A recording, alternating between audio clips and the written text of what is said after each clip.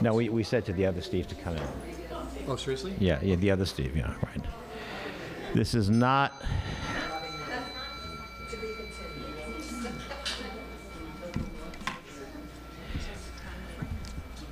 Okay, thank you. 45, 12, okay. All right. Actually, I'm a compulsive doodler, and I'm going to share today based on my doodles. And okay. Yeah, we're ready. Ready to go. You know what? Let's do the Serenity Prayer. I need this right now. God, grant us the serenity to accept the things we cannot change, the courage to change the things we can. I pray for the willingness to be of service. Please remove defects of character, selfishness, self-seeking, and consideration. May I be of service right now. One of the hard truths I learned in coming to, incidentally, I need a timekeeper. Let us know when it's 15 minutes, and then the second 15 minutes. Thank you. One of the hard truths I learned in being in UA and being multiply addicted and being different programs is that I had plates to spin, different plates to keep spinning. I've been in AA, have a year and a half of sobriety, and my first program was DA. And what I found is that when I did not take care of other major addictions, I became like Dorothy, the Cowardly Lion, and the Tin Man on the way to the Emerald City after being zapped by the Wicked Witch of the West. And what happened was, I fell asleep in the poppy field. I fell asleep in the poppy field, and because, you see, this is prosperity. The Emerald City is prosperity. This is the UA process, the yellow brick road, and this is me and my last codependent relationship. Not having an abstinent or emotionally balanced recovery. So here we are being totally codependent with each other and not pursuing our vision, which is here in the Emerald City. Incidentally, let's have a hand for Sandy for doing great.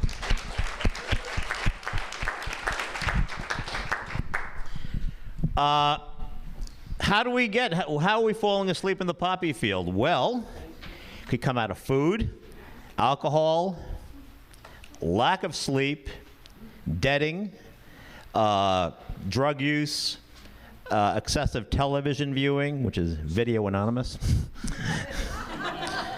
excessive tweeting. You see, this is a very, my sponsee said, squirrely disease. And as Mike said, you know, it's based on the judgment calls we make. I'll go to the gym 14 times this week. You know, again, we're all a little nuts about that. The purpose of this workshop is for everybody here to really begin to understand what programs they're not taking care of, what other addictions they're not taking care of, that not only can, but will stall or slow down to a crawl the recovery in UA.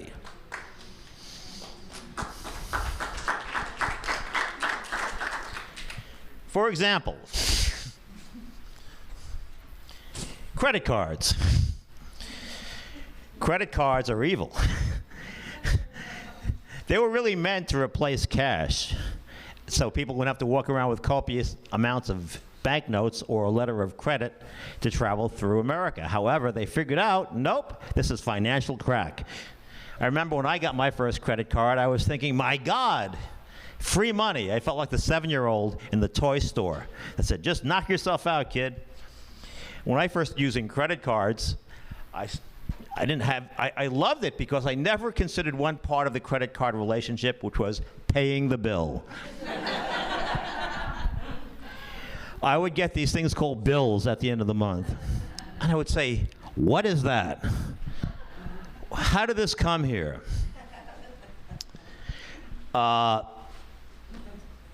DA, I haven't had a credit card in probably over 10 years. I had a couple of relapses in DA. Thank you. A couple of DA people here tonight. I didn't have a credit. I did not have a credit card. The last one I had was about 9 to 10 years ago, because I found out that I can't do them. What happens to me is what happens in this picture. I go into drugged land. Drugged land. It could also happen with food. If I start eating a lot of white flour, a lot of pizza, which you do actually in the beginning of AA recovery, but that's a you sort of do because your feelings are all over the highway.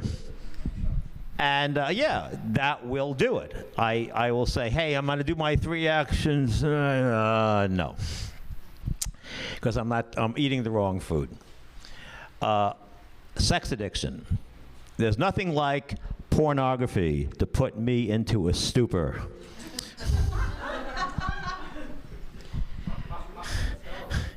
You say, what, gee, was that a UA thing? It does. It does. I can't go near it. I've been in SLAA. I'm not going right now because my other addiction, which is deading and BDA, needs a lot of work. So if you find that there are some other fellowships you may need, as they say in the rooms, you got to take care of what's killing you first. Take care of what's killing you first. Now, how many people here have never been in 12-step recovery at all? Okay, take 2 on that question. How many people here have never been in 12-step recovery at all, that this is their first fellowship? Okay. Welcome. There are many 12-step fellowships in existence now that deal with, for the most part, anything that's ailing you. I mean, there's actually a fellowship called Latecomers and Procrastinators Anonymous. The meeting usually doesn't happen because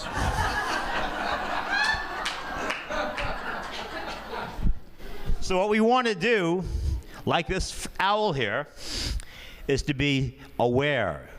To be aware. The purpose of this workshop is for people to be walking out of here and saying, yeah, baby, sort of going to that Al-Anon meeting again. So relationships are another example. If we're in a relationship, and Juliet talks about that in UA Anon, is that we can have under-earners in our life, or if not they're under-earners, very toxic people that say, what do you mean you want to go out and do this? You can't do that. You can't do that. You come off saying you want to, be a violinist.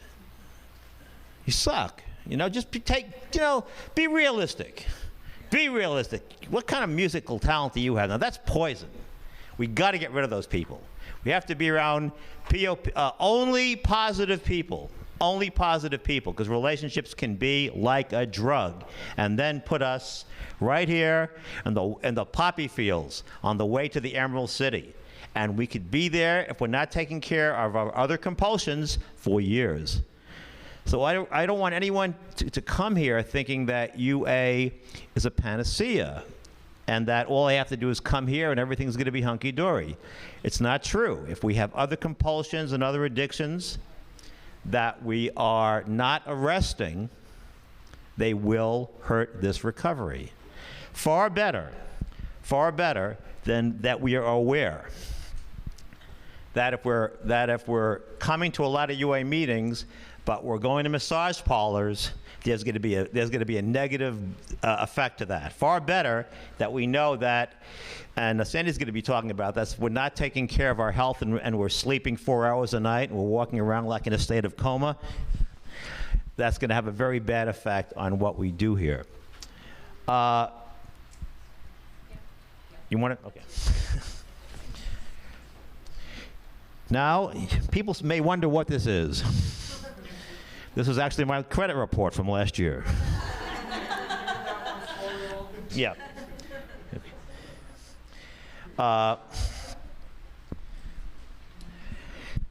Thank you. This is about cutting up our credit cards, which is very important. Credit cards, I mean, there are people here I know who are not debtors, and God bless you, you know, you could handle it, I can't.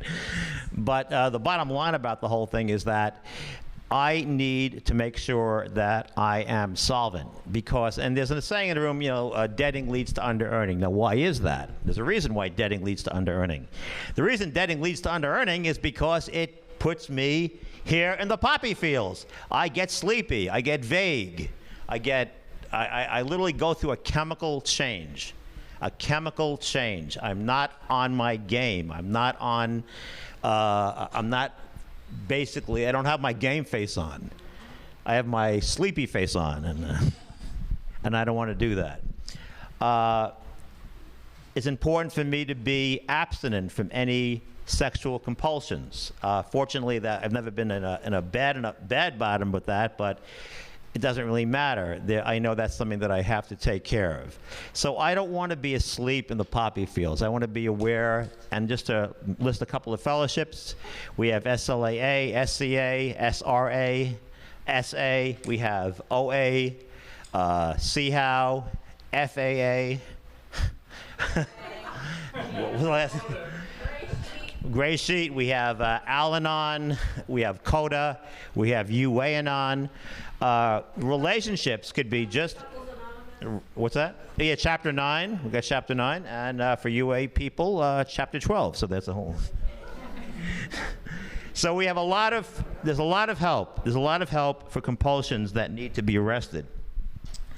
One of the things that we're going to do is ask people after Sandy speaks to really list some of your behavior that is not in check right now. Are you eating a lot of white flour? Are you walking around feeling sleepy throughout the day?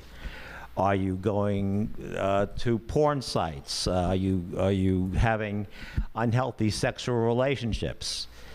Are you using credit cards to abandon? Are you not paying bills on time? These are clearly not fun things, but these are things that will impact recovery in UA. And the goal of this fellowship is for everyone who might not be taking care of some other business to be able to walk out of here and know, hey, I need to go to that AA meeting. I need to go to that CHOW meeting. I need to there's a person in my life who's been like making fun of my vision who I really can't spend time with anymore. It's very important to be aware of the fact that overcoming under-earning, again, it's a disease of thinking. It's a disease of the choices that we make every day.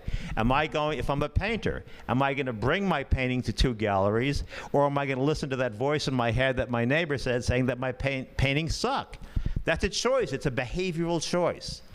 And I can tell you from personal experience, if I'm not taking care of my other compulsions, they will have a negative impact on this. There's an old saying in AA, you don't want to be a person with a head full of AA and a belly full of booze. Same thing here. I don't want to be a person with a head full of UA and a belly full of deprivation. But I know from personal experience of if I'm not taking care of those other monkeys on my back, and remember, in any fellowship, the monkey might be off my back, but the circus is in town.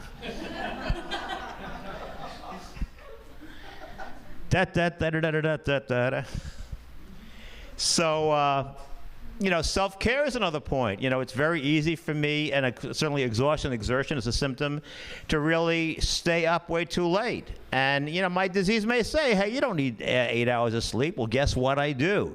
Because if I wake up the next day and I haven't had enough sleep, all those little UA actions that I told my action partner I was going to do, they're not going to get done. So I got to be responsible for myself. I've got to be aware that I'm taking care of other addictions. Because if I don't take care of them, they're going to take care of me. Okay, so Sandy, you want to come up and talk, and then we'll go into the writing part of this.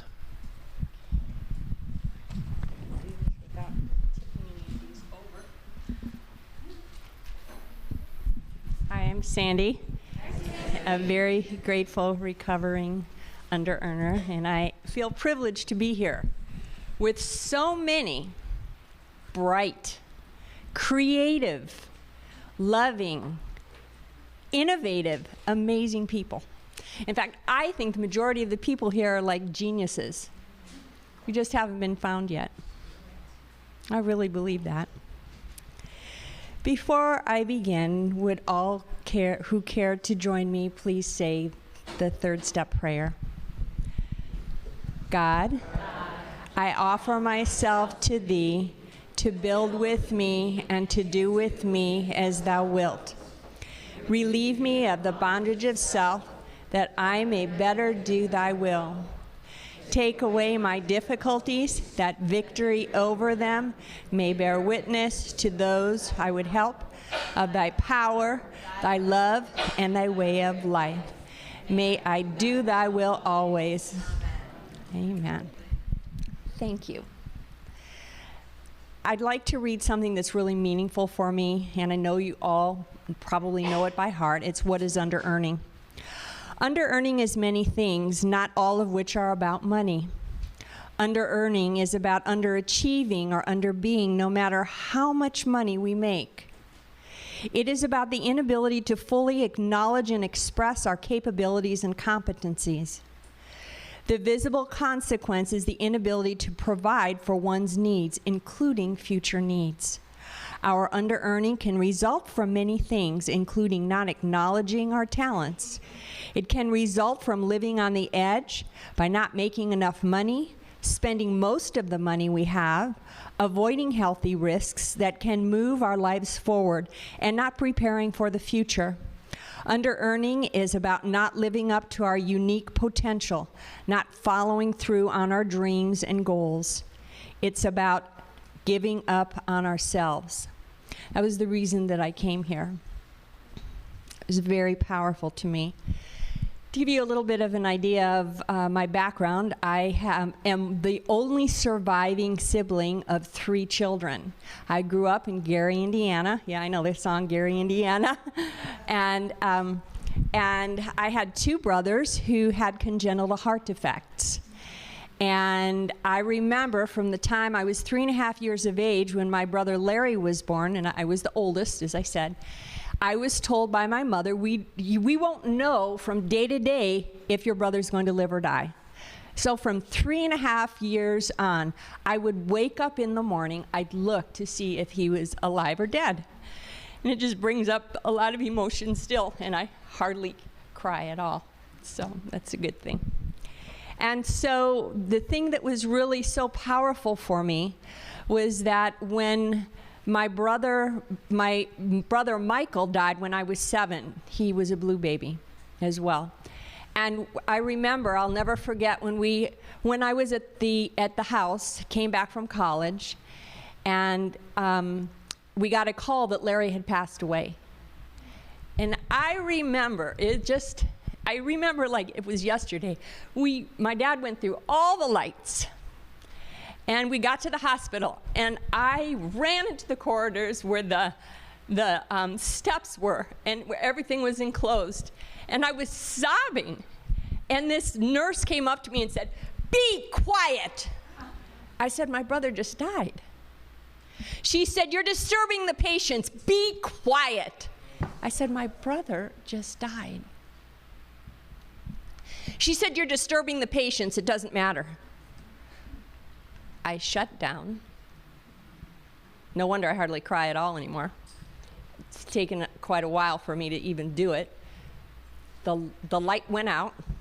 I walked out in front of my mom and dad and acted like nothing was wrong. 19. I'm 64 now. Thank you. I've often told people if I looked like what I've been through, my face would look like a road map. An old one at that. And so it took 40 years later for my mom and dad to even hear from me what was said to me. They thought I was selfish, and they couldn't understand why I acted like I didn't even care. Yeah. But whose responsibility was that? Mine. I needed to let them know. So then I went into teaching. I'm a retired teacher. And I was told I was getting sick constantly from the dry erase markers, the chemicals, and I was a blatant workaholic. And the toxicologist from city schools said, "You're not going back in the classroom." I said, "Yes, I am. I promised my principal I'd make it through the year." He said, "No, you're not. You're too high risk." Well, being a blatant workaholic, it's like the lights went out again. Let me tell you what I was like before, okay? And we're going to weave into, I can't say that these are addictions, but these feel like addictions, then they are definitely part of the UA program. I would be in my bathrobe all day long. I would shower maybe once a week. My hair was greasy. My home was cluttered. My blinds were closed the majority of the time. I would get the mail at night because I'd be in my bathrobe and I didn't want people looking at me. I'd take the garbage out at night and retrieve it back at night so people didn't have to watch me because I was in my bathrobe. I wouldn't get my door a lot of times. I would just look through the peephole. I would be on the internet doing, quote unquote, research. I would watch TV, which I rarely sit and watch TV, sometimes 4 and 8 hours a day, which is not like me at all. I would read emails at 12 or 3 at night. I would spend money that I didn't have. This was real powerful for me, not that, but the credit cards. I chopped them all up, glued them onto 2 canvases, squiggled a hot glue gun on there, and then, believe it or not, then I painted on there so that it would be beautiful. I have it in my art studio at home. So what I did is I knew I wasn't getting sleep at all. I knew when I got into this program I was not in real great shape. In fact, my big book sponsor told me that my biggest problem in UA is that I did not get enough sleep. I was all over the place. So what I want to say is, I just want to show you this. The common self-destructive categories that I definitely fit under are the perfectionism. I was terrified to speak.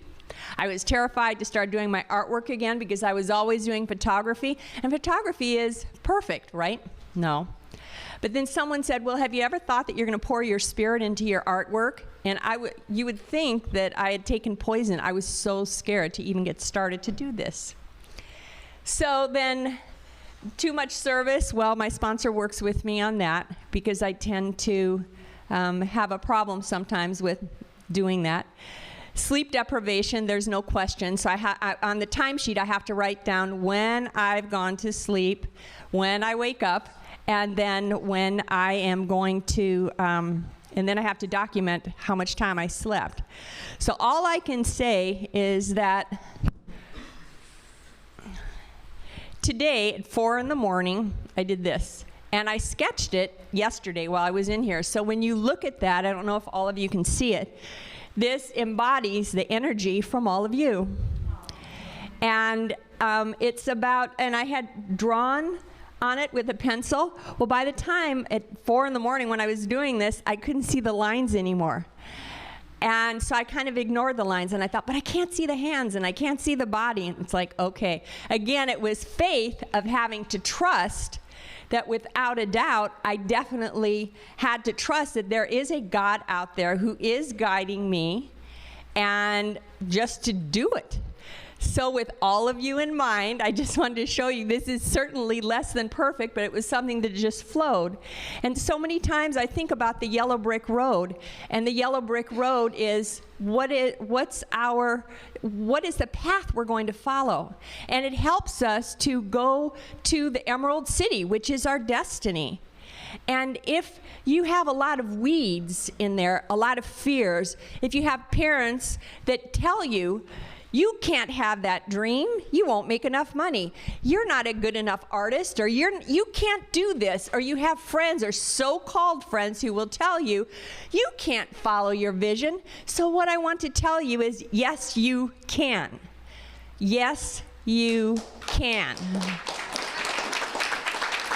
You can follow your vision. And for me personally, I am very thankful to be in this program. I am very thankful because I do have a sponsor who's taking me through the steps with the big book. I thank God for that. I know there are many different ways to go through the steps, but for me personally, I really needed the solid base. And especially I love this here where it says, on page 68 in the big book, paragraph 4, all men of faith have courage. They trust their God. We never apologize for God. Instead, we let him demonstrate through us what he can do. We ask him to remove our fear and direct our attention to what he would have us be. At once, we commence to outgrow fear. For me, fear was the biggest thing in my whole life. It doesn't matter what your education is. It doesn't matter what you've accomplished in the past. It doesn't matter what your achievements are. It doesn't matter how much money you earn. But if there's something inside of you that's saying, I'm not good enough, I'll never be good enough, if you have to constantly prove because you feel you're so inefficient, that all I can say is, yes, you can achieve. I know from being in this program personally, and I know that there are many other programs out there that definitely take care of addictions that need to be taken care of. And for me personally, I know that it says here in the big book, chapter 5, and it's page 58, rarely have we seen a person fail who has thoroughly followed our path. Those who do not recover are people who cannot or will not completely give themselves to this simple program. Usually men and women who are constitutionally incapable of being honest with themselves. All I can say is, yeah, I was terrified when I did this artwork. But just because you're scared does not mean you can't achieve your goals. Just because you have weeds there, or maybe you feel confused and you don't know what to do, that doesn't mean that you cannot accomplish what your destiny is, what your God-given destiny is. So what I want to say is that it was my heart's desire that this would be something just to give you courage to keep on, to work with the sponsor, to give service, to work with an action partner, to make outreach calls, to go to meetings, to read the big book, go to meetings. And all I can say is that for me, and I know there are a lot of important programs out there, for me personally, this has been so powerful, and having an action partner that I talk to every day, and outreach calls and all different things I do. So all I can say, if I can get up here when I was so terrified to do it and speak like this, and if I can do this, because it's certainly less than perfect, I just let it flow. And this is something that Andrew wanted me to bring. This is something I did from, this actually was something just symbolic, something I did for a lot of the kids were in my class, just as a reminder that you are all in the God of your understanding's hands. Thank you for letting me share.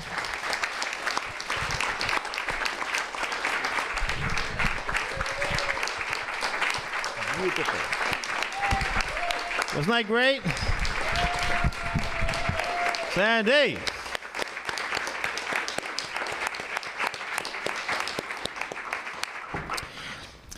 Okay.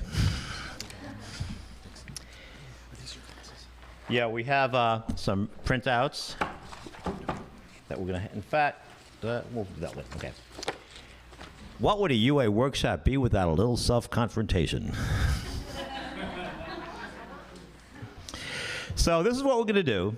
We're going to spend 10 minutes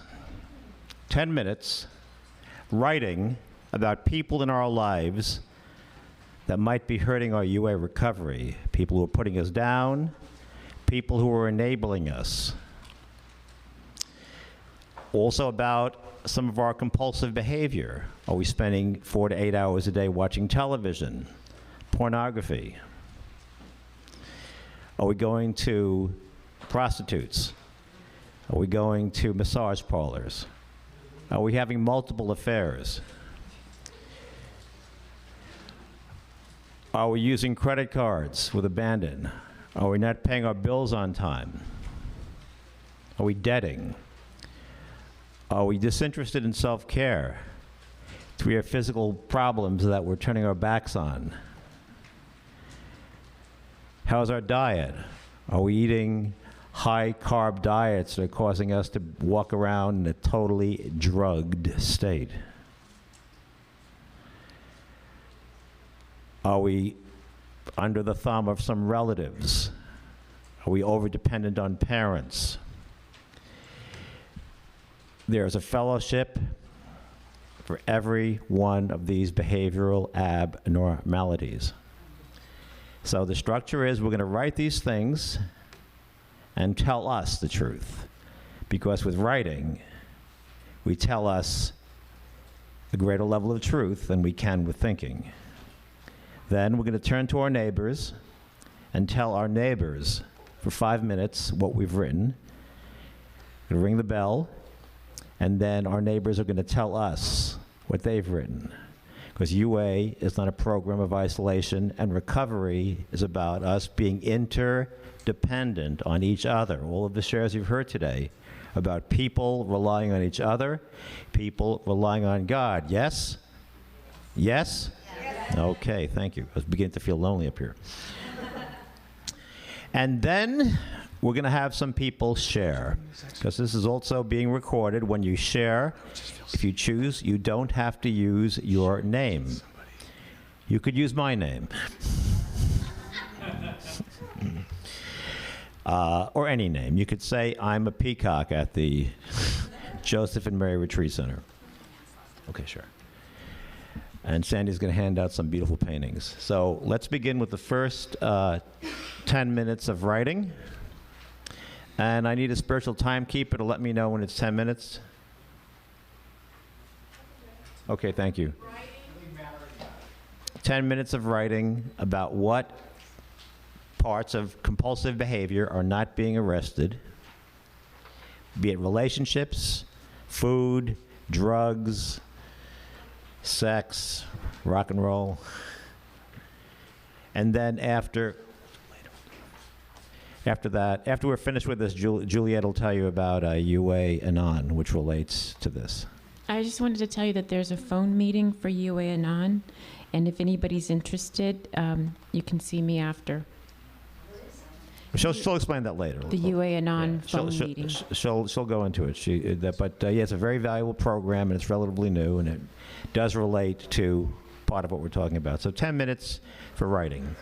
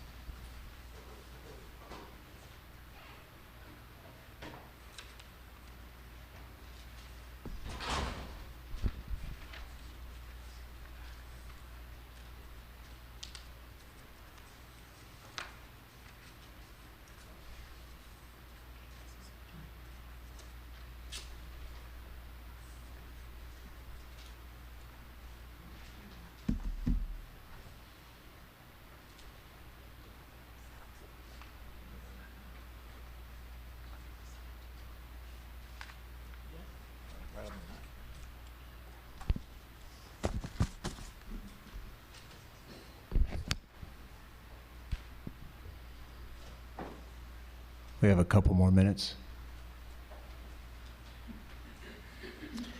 Yeah, we'll do another 5 minutes writing.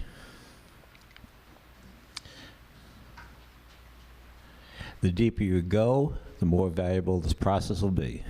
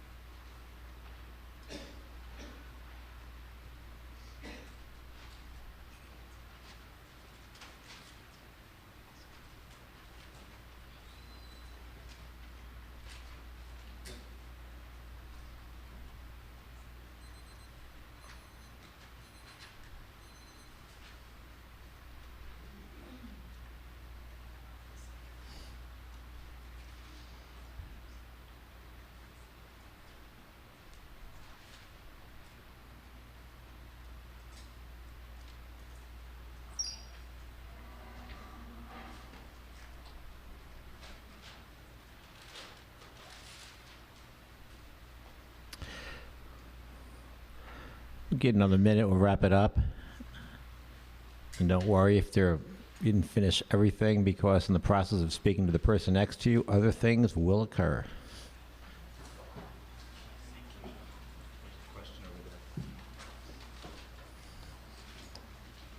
So if someone has a question?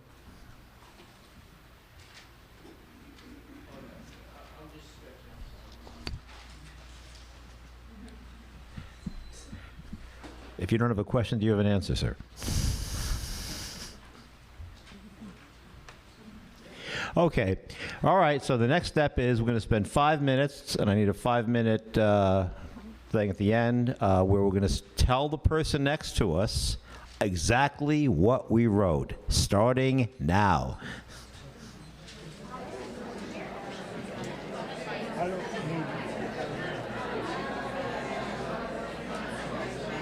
I need 90 seconds.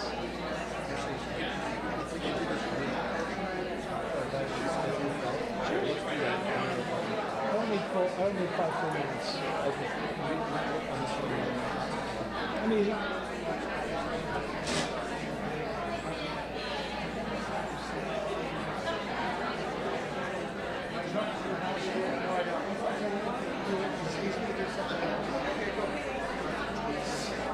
anybody need anybody?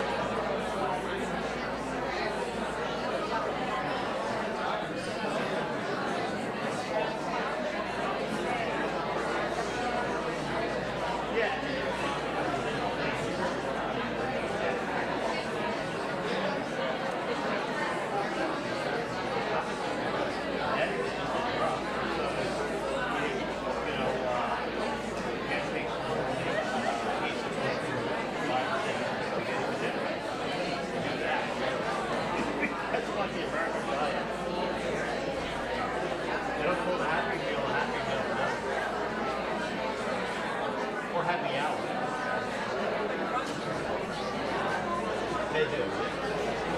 Yeah, they do. You know, Boston Market doesn't do that. I've never been compelled to say, like, you have to go back and get the meatloaf. Oh my God, it's 2 weeks with another meatloaf.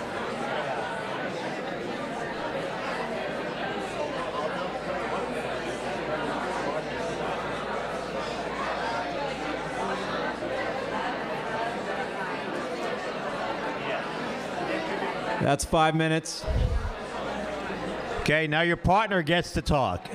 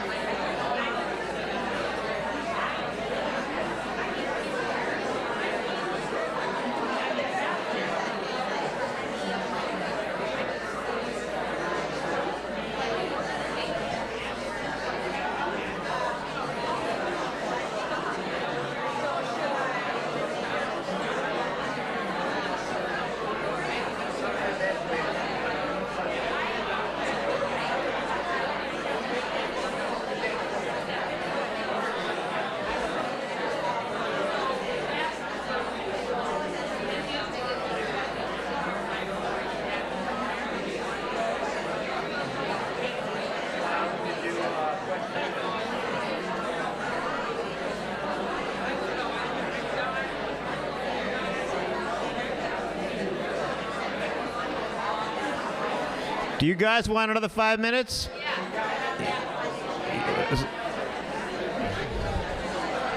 All in favor of 5 more minutes, raise your hand. Opposed? Okay, all in favor of 5 minutes more, raise your hands. Okay, 1, 2, 3, 4, 5. Okay, 2 minutes more. 2 minutes more. Wait, I want a minority opinion on that. Get up! Out!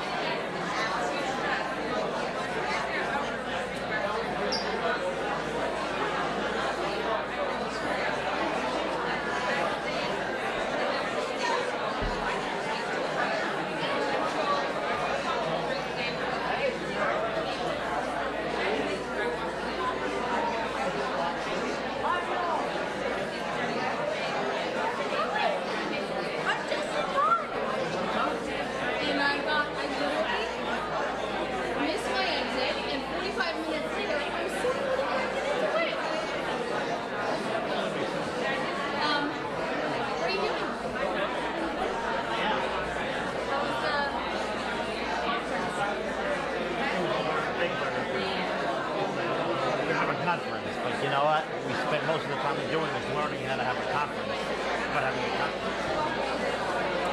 There's a lot of learning. The emotions, the minority appeals, the emotional outbursts, freak out, the EMS coming, the underdog thinking.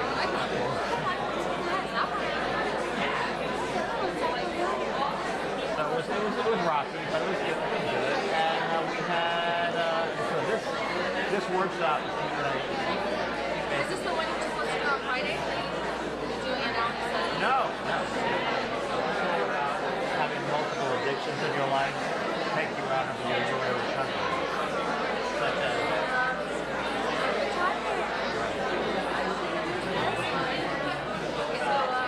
having, if you're not taking care of food, sex, drugs, running gambling, codependence, toxic relationships, it will all entail or stop your recovery. What these people are all doing is telling their neighbor.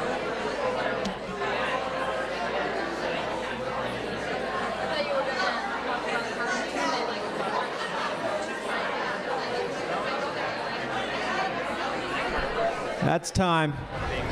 Okay, that's time. Let's have a couple of people get up to the mic and share their experience, strength, and truth. Okay, what we're going to have now is people share or ask a question at the mic about what other addictions and compulsions they realized in their life that are hurting their UA recovery. And this is about speaking your truth and helping another fellow sufferer recover. Okay, go ahead. Okay, my name is Chris, and I'm addicted to puppies. No, in all honesty, I am Hello, not. Chris. Hi, I'm not addicted to puppies, but someone in recovery who helped me a great deal. Unfortunately, they may still be sick and suffering, for which I pray. Once told me, "I am only as sick as my secrets," and so when I answered this question, a few things came up. I was in DA before I did this program. I lost 40 pounds in DA. Working the steps in UA, I have gained 45. I did not mean to find them again. But I want to own this because I can't seem to figure out and get clarity and get out of vagueness on what I was doing before that was working that isn't working now. And I've been doing a lot of talking to my higher power, et cetera, processing, and I'm getting some answers, but I'm not there yet. I've also noticed that I'm not sure if it's just that as I clear things away, there were things that needed to be revealed underneath. And I have difficulty connecting to other people in a healthy way. Either I'm anorexic and I'm like kind of like, oh, you're getting too close to my personal space bubble, I'm scared of you a little bit somehow. Or I find somebody and I sort of want to cling on to them like a starfish, and I feel safer that way. Now, I don't always act on these, but this is what is my, I guess, daily reprieve from, and what I struggle with. So there is, I would guess that falls under the heading of codependence and Al-Anon issues. But those are definitely coming up for me while things are getting removed as well. Thank you. Thank you, Chris. Speaking of truth. Hi, I'm Athena, compulsive under-earner. And you said this thing about, the deeper you go, the bigger the payoff. And I was like, damn it. Okay, fine. I compulsively avoid dating because I hate it so badly. I compulsively avoid relationships. I reflexively relate everything back to the past and the anger at my parents instead of looking at what I'm actually afraid of. That was big, to hit that and see this anger, fear, sort of like two leeches feeding off each other. I look at my financial situation as normal because I'm so used to it. That's really, really bad. And I got present to that sitting here. Like, I'm so used to not being able to afford shoes. Healthy adults in my age group should be able to afford shoes. But I'm so used to it that it's become this sort of white noise in the background. I avoid identifying being afraid of things. Like, it doesn't occur to me that what's going on is that I'm actually afraid, and that's why I'm compulsively avoiding stuff. And I had a really intense sort of, in talking with my partner about this, I've gotten so used to, I'm very risk averse, or I'm not risk averse. That's actually the problem. I'm so not risk averse, particularly in business. And I'm so drunk with the glamour of business. I'm so intoxicated with how enticing and shiny business is to me that I have almost no kill switch for risk at all. And that's a dangerous way of behaving. And I'm kind of really present to it today. It's the first time I've seen how toxic that is. It's like a numbness and all the shiny object stuff that keeps me from behaving as a healthy adult about stuff that I need to get really present to. So thank you for asking us to go deep. Okay, thank you, Athena. Hi, I'm Pam. Hi, Pam. I have experienced so much recovery in this program. I am not the person that walked in here 3 years ago. And the thing that I see now, my next stages are that I have still been so invested in doing it the hard way. And I said to my sponsor before I left, I called him and I said, I have got to get off the speeding train. And I want to go throw a rock. And he said, I want you to go throw a rock. I'm going to stay on the phone, go throw a rock. And I threw a rock, and what came out was, stop! I didn't know that was what was going to come out, but that's what came out. And I got a ticket. I haven't had a ticket in years last week for failure to stop. And, my work that was absolutely dead in the water for a year, and just dead. And I spent a lot of time the last year while I was working in program looking for other work. My work has just exploded. I'm booked out through November, really creative projects. And then the other job that I got, I'm doing another job in a completely new field. And I have 5 sponsees, and I'm in 4 programs. And, I'm working so hard at trying to have the deepest, most meaningful relationship with my higher power. And I'm convinced that comes through doing 17 spiritual practices in the morning. And what I see that it's coming from fear. the amount of activity and overwork exhaustion is a huge protection against criticism. And the criticism that was so internalized, it's coming from me now.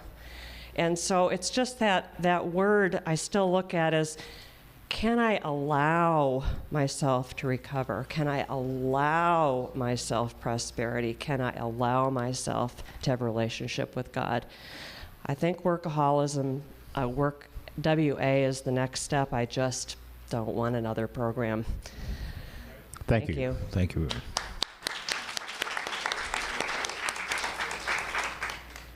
Good morning. I think it's still morning. Good morning, everyone. Alison here, grateful, recovering. Hey, Alison. Under-earner. I've got siblings in this program, and it's so interesting because my sibs that all came in about the same time I did were sort of at the same space. So it's interesting. So for me, I work multiple programs, and I sponsor in this program 4 people. I have an action team. I occasionally give action meetings still for other people. I have an action partner, et cetera, et cetera. I have a sponsor, and I really endeavor to answer every phone call that I get, which is often quite hard because you might take 10 times listening to this person go, 5, 6, 7, 8, what, 4? And you're like, what?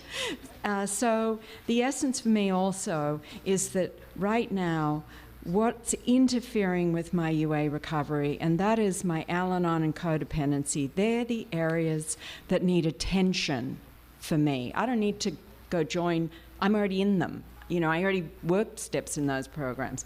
So they need attention, and I need to craft a time schedule that works for me and get really clear about how my day works for my abundance and prosperity.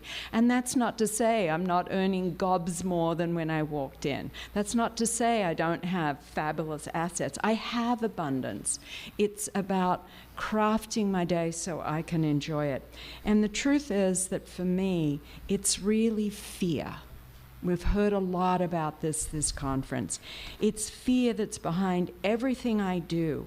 I really need to feel safe before I can begin to craft this prosperous life. And the person I need to be safe from and with is me. It's me. And it's the same in all my programs.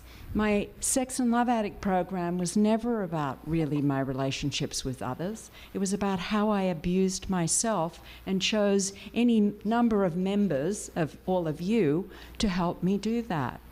And so it's really about my relationship to fear, my relationship with creating safety within myself, and my relationship with higher power.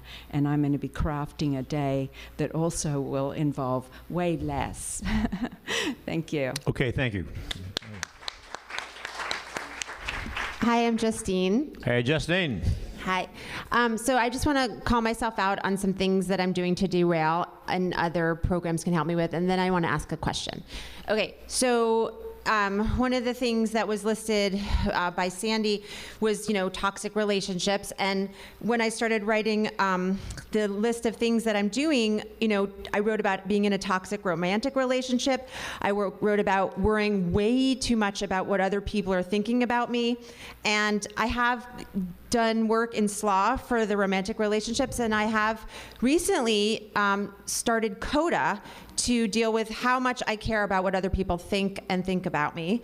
And my sponsor in UA, I'm on step 6, and she actually realized when I was reading her stuff from my step 6 writing that I was so enmeshed and codependent with some of the things I was revealing, then she suggested that I kind of put a pause button on my UA step work and start really investing in working in another program, which is CODA, that I chose to do. And another person in UA actually called me out on that too, hearing the codependence. So I'm calling myself out on those things.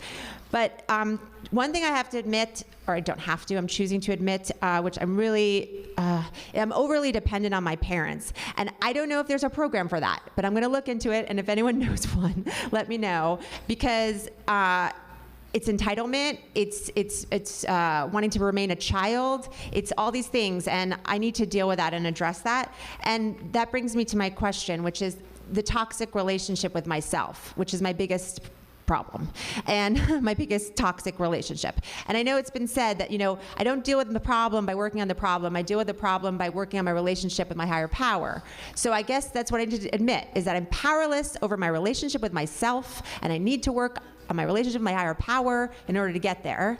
And I just want you to comment on toxic relationship with self as my question. Okay. Okay, thank you. We have 6 minutes? Okay. Let me just... very briefly, you know what? So those who are in line too, if they can be mindful so that everybody gets a chance to be heard. Yeah, you know what? Let me speak to you about that after that, because other people want to share. Okay, next. Hi, I'm Cicely. Hey, Cicely. And I think for me, the issue that's coming up in terms of what's not being worked is that an adult-child program. One of the things that I'm finding is now that my compulsions are arrested, food, debting, under-earning, you know, great recovery in all 3 programs, it is all the underlying dysfunction. And I haven't picked up anything else, which I guess is great. I'm not smoking, no, you know, like all that good stuff. I haven't gotten anything else, so I'm happy about that. But now that the underlying compulsive disorders are arrested, you know, all the stuff that I was hiding from, you know, using those behaviors to hide from, all that underlying dysfunction is now coming up to the surface, like I've lifted the lid off a sewer. And so, you know, there are times when, you know, my programs are really clean and I'm sitting at my desk and I just feel like I want to come out of my skin, because all that emotional stuff that I couldn't face before, that I, you know, would eat over or would debt over or would, you know, not be able to earn, you know, it's right there. So the ACA program is the program that I need to work next. And, you know, I have all my reasons and excuses for why I haven't done it yet, but that's my deal. Great, thank you, Cicely. Hi, my name's Andrew. Because my spouse would die if I talked about him in front of you. I thought that, you know, what's really impeding me in my business is not getting enough sleep. Well, my husband likes to watch TV and then fall asleep in my lap. And then I don't get enough sleep because I'm going to finish my TV program while he's asleep. So, and then I'm thinking all this Al-Anon stuff came up of what is keeping me from doing well in my business. If I make more money, he'll have more money to pop pills. And it's like, oh God, I went to an Al-Anon meeting on Thursday and I just about burst out crying when that came to me. And yes, this is an amazing program for me. I have done some amazing recovery, and it's like, oh, I'm gonna go back to my Al-Anon sponsor and say, you know, I haven't been real honest with you. There's still some things that I need to work on with your help, and thanks for making this possible. Okay, thank you. One Andrew to another. I'm Andrew too. So basically, this is the program I need to really work on. I've been doing these other stuff for a long time. I need to get 2 medical tests done that was told a year ago I should get. And I'm just putting it out there. I'm going to get these tests done. And I don't have health insurance, and I'm going to do whatever it takes to do that. If I have to, you know, whatever, get it, admit to some institution how much I make or don't make, but I need to get these tests done. And the other thing is that my one friend says, if you want to know why you're overeating, or you want to know why you're smoking, or you want to know why you're watching porn, stop doing it. And you'll find out why you're doing it. And I'm about 35 pounds lighter because I stopped doing it, and I found out why. And the healing that brought me here, and I've never been happier. I mean, I have a house. I'm here.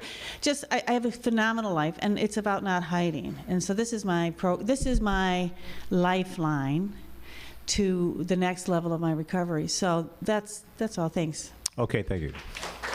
Thank you. Hi, I'm Debbie Ann. Hey, Debbie. And hi. And I was going to come up because I love to live in the cave as much as I like to really be out there. I'm in the cave. And I just wanted to do this because saying that you're going to get the most recovery out of it, I just wanted to get up here. So I wrote a bunch of stuff down. Things that I've been doing. I've been watching a lot of TV with my son when I should be doing my step work. So I haven't been doing that as much. And then I will cram it all into Wednesday night when I'm supposed to meet my sponsor on Thursday morning. So I get it all in there, but I'm lying because it's not getting done every day. And I feel like I've been lying to myself. And I make everything about me. And I've been ignoring my boyfriend and my son. I've been giving everything to my son. He's going off to college next month. But I've really been ignoring my boyfriend. I feel really bad about that he's like really in pain and everything. But I do everything, and then I'm exhausted because I'm exhausted in exertion. And not paying bills, I'm in debt. I haven't been saving money. I'm eating a lot of sugar, and I'm putting myself down all the time and saying that I'm fat and this and that. And I think I'm just searching for just people say, oh, Debbie, it's okay, but then it's making it all about me. So being in the program, it's really been helping me, stuff that I'm learning, and I'm really trying. And lately, I've just been saying it's hard to be me because my head wants to go all over the place, and I want to work on myself all the time. And I've been going through a really hard time with it because it's just hard being me. It's hard being in my head. So thank you all for listening. And okay, thank you. We got about 1 minute. 1 minute left. 1 minute. I can be quick. Okay. Too many phone meetings. I was going to like 4.5, 5 phone meetings a day of different fellowships. I feel like Stuart Smalley. I go to so many different fellowships. All right, resentment at wife, not doing or acting like I want her to. Tremendous, that stuff there, if I get caught in that and take that drink, I'm gone. And then the rationalization starts, and then I can't admit I'm wrong. What that leads to for me is sexual fantasy. Once she's wrong and she's all loused up, and good God, I set myself somewhere else, sexual fantasy and pornography. I'm not happy about that. I've been working on that for like 11 years, longer than that, and it's still an Achilles heel for me from time to time. It's not every day or anything like that, but it's every couple of months, and it creates a tremendous amount of wreckage psychically. What a disaster. And zipping my lip with my supervisors, I'm a supervisor, and zipping my lip with the other supervisors because I think I know what they should be doing, and I try to control them. Thanks. Okay, thank you very much.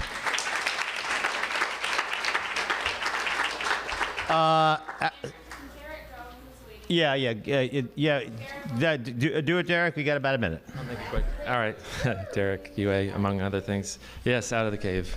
I'm just so thankful for this program, and I'm thankful for another program that brought me here. And I just want to say, I feel like I graduated to this program. The other program, among others, it led me to SLA, kind of led me into Al-Anon CODA stuff, to DA, which is kind of UA related. And I just want to say this is my top line program, as opposed to SLA being my bottom line program. And so as opposed to staying out of behaviors in the other programs, I'm trying to stay in this behavior of shining and being present and being aware. So great, thank you, Darren. Hey.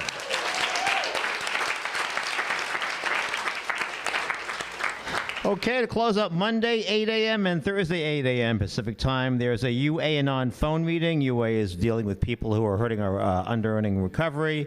It is on the website. Check it out every Monday and Thursday, 8 a.m. Let's have a hand for Sandy. I don't know what she is, for all this work.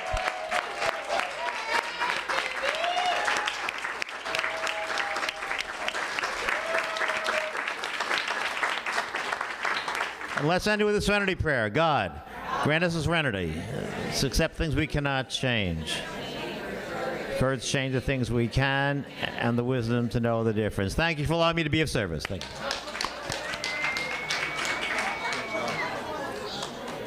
All right, you guys, we're gonna be starting back up at 2 o'clock. 2 o'clock. Lunch ends at 1:45. Be back in the room at 2 p.m.